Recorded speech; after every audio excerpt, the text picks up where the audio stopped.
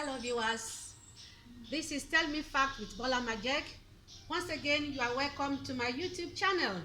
Wherever that you are watching me, I'm just greeting you, just relax. This is one of the greatest and warmest weekend you are going to enjoy.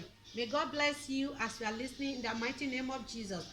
Don't forget to subscribe, give me a thumbnail, and that one will encourage me to know if I am on the track or if I am posting you something that is very educating.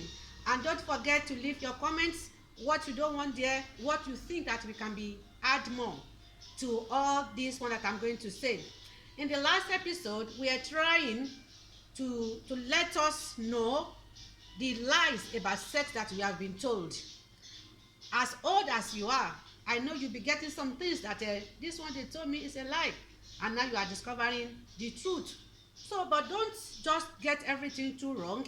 There is always time to change things. You have everything in your hand, and I know that the mistake that we have made in our own time, none will allow his children, whether son or girl, any teenager in our care, to go through all that mistakes again. And that is why we keep on learning to update ourselves what can be so unhealthy in our society.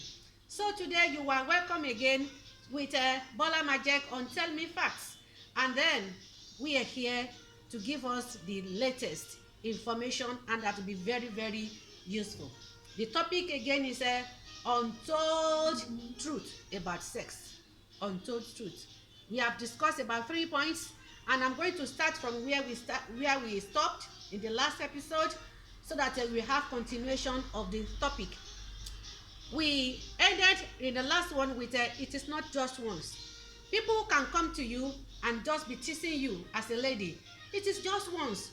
Or maybe you are a boy there, people are just telling you, you want to continue like this as SU, you don't want to enjoy life, this is how you are going to be doing your life. It is just once. You know, there are many in their circle there. And we are just few here carrying your virginity and your normal life with God's presence following you. Not that God is not following them, but they have some itching, they have some sorrowful experiences in their heart. They cannot even share with their mom or with their dad. Yes, it is all over that there are so many things that are going on about these sex activities. So, and now for you not to go and join them, you cannot come back again. So, it is not just once, it is once. It is once. Once you lose your virginity, once you expose yourself to this horrible life, there are a lot of consequences. Once you lose it, you can never have it again, because they cannot join you. So because they cannot join you, that is why they want you to come and join them. So don't join them in that harmful engagement. It is very dangerous for you to do it before you get married. And then when you are in the marriage place, you don't need to do it. As mother, I know we are going through so many things, but yet, what does it lead to? It leads to a lot of hardship. It leads to emotional stress. It leads to breaking of homes. So why not call out down our spouse and discuss some things that are bothering us together, so that we can move forward. And I want you to know that sexual addiction is real, because there are some, when their friends are exposing them, that they are just into the camp of this of raping. And it depends on what happened during the first experience. If it is a raping type, you know, one cannot experience the way that they rape her, or how they gang up, how you guys gang up and go and rape somebody. There is emotional disturbs there. Emotionally, it happens to ladies. Some of them, through that process, they become sexual addiction.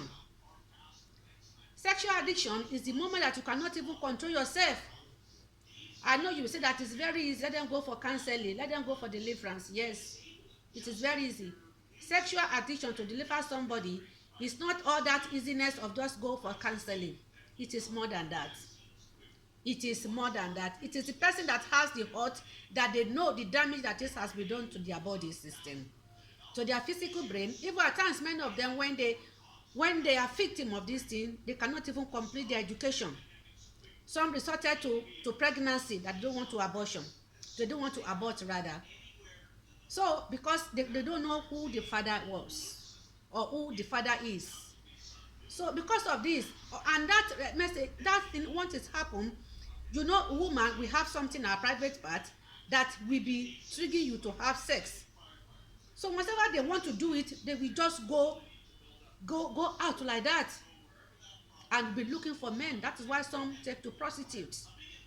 Some of those people that are prostitutes today, if you ask them, oh, abnormal sex or having this experience before they get married, it is why 80% of them is as a result of a unripe body or inexperience or about these lies about sex that push them to it.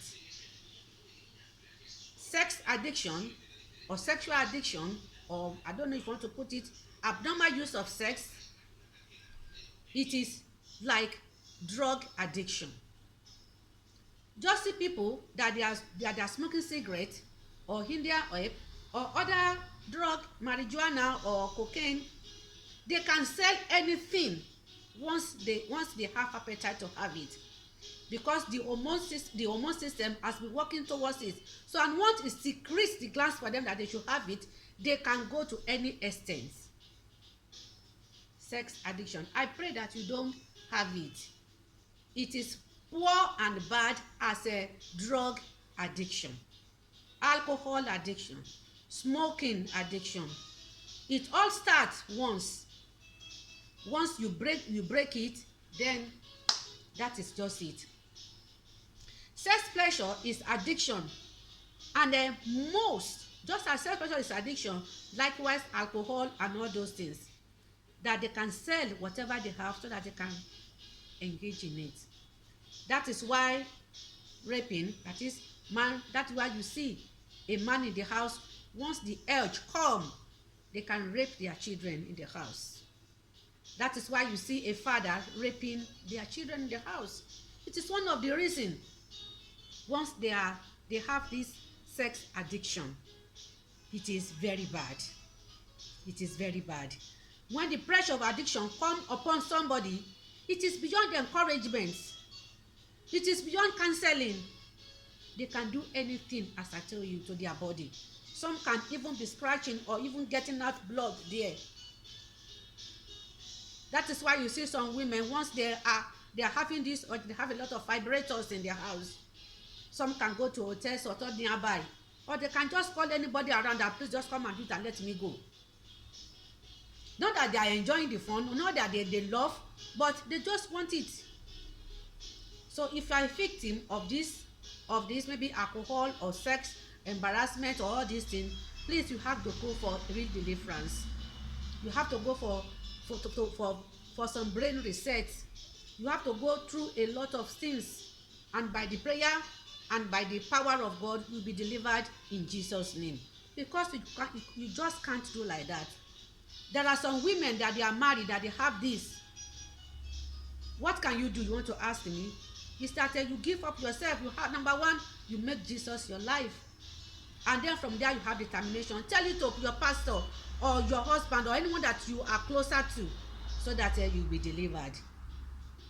That is why when some of this addiction are coming, what do they face? They face rejection.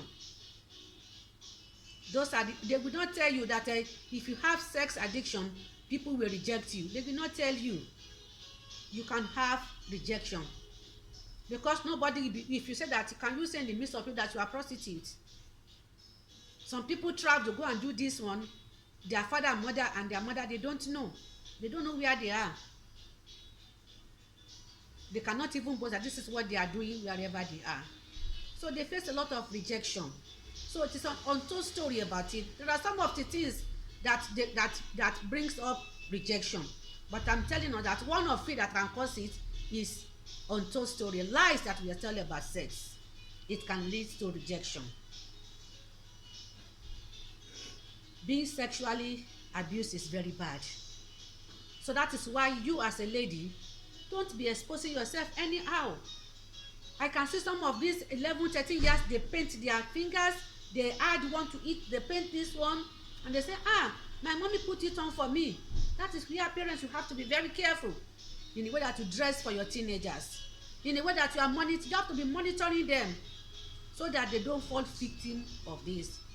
It is not all that easy to go back once the effort is done. So the next I want to discuss about some people, they want to get married in Christian fold.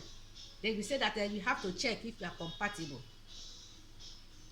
They say they have to check you, maybe we are compatible. Let me see that if you are my type, if you are good on bed, they want to check you. Ladies, you have to be very careful. Now they want to test you. Are you soup? Are you car? Remember that human being, we are not cars. Even there are some cars that if you want to buy them, if you go to their to this place that the dealers or manufacturer, they just allow you to, they will just do one expositor of those cars. You can only look at it. You cannot even touch the body of the car, not to touch that you want to go and enter it. So if anybody will now say that you should subject yourself for testing on what grounds? Are you soup without salt? Or are you tea without sugar? God has made you perfect. Don't subject yourself for anybody to test you. Because as he tests you, he will go and test other person. We are not cars. We are not Ferrari. We are not Volvo. We are not. Some people even that they want to have you as extra tire. How can you be extra tire in one person's hand? So if you subject yourself for people to be testing you, it means Mr. A will come, Mr. B will come, Mr. C will come, and then once you are open market, who will come and buy from you? Everybody will come and be buying. Then who will take you home? You don't know, men, they do meetings. It is we girls that if we don't see anything, if somebody happened to us. But boys, when they sit down, they will say, that's good, forget about it. Do you want to go? They will just try to do some things, and then they say, they be your friend. I say, no, I'm not your friend. They will tease you, and then you fall victim. So never, if you have been doing it before, let that one be the last that you ever go. Don't subject yourself for people to test you. To test you, yes, they just mess you up because they know that everybody is why they be testing you. Make yourself pure. If you make yourself available for testing, then you disvalue yourself. You are now open market. Anybody can come and go. Listen, exploring and satisfy other person. Don't make yourself for people to come and because they have urge sex to have sex. So that is it. They say, let me test you. If I know you very well, no, it is a lie. It is a lie. So another thing is that it hurts. They say that it doesn't hurt. After all, it's just only sex and I have to go. You enjoy it, doesn't hurt anymore. It is a lie. It hurts. It hurts. If your mother have the opportunity to call you down and tell you the experience he had with one person before he got married to your father, you will know that it is very hot. It is so hurting to we women. At times, even to men, because of where they are going up and down, they lose the person that will be their wives. As they always say, you have make boyfriend, you have make your husband to be your boyfriend. There are some people that today they were regretting because of I am nobody can that they have lose. Now they got married to somebody that say, at the end of the day, just me pack into the person of this house, and there they are suffering the agony of Mr. Test Me, of when they say I will chop the head of my life. Again, they are me in my language. So it hurts. People say you are not hurting anyone. After all, it's your body. It's a lie. You are hurting yourself and you are hurting others, because if you should engage yourself in those sexual abuses before you get married, and later in the day you are not able to get pregnancy for your wife, or maybe a man has done to another person and they have laid curse on that man, and one way or the other it leads to infertility in the house, the man will be feeling the hurt and the lady will be feeling the hurt. So it hurts everyone. At times it leads to divorce, broken homes. And now this is my special advice to we mothers, we that have boys in our care, we that have girls in our cares. Please let us try to educate our children about sex education. Do not be afraid to call them and say, this is it, this is it. Anytime a man is trying to chase you, at times I see married people, they are trying to call lady of 16, of 13. You don't like me, don't allow your mommy to see me, don't allow this one to see me.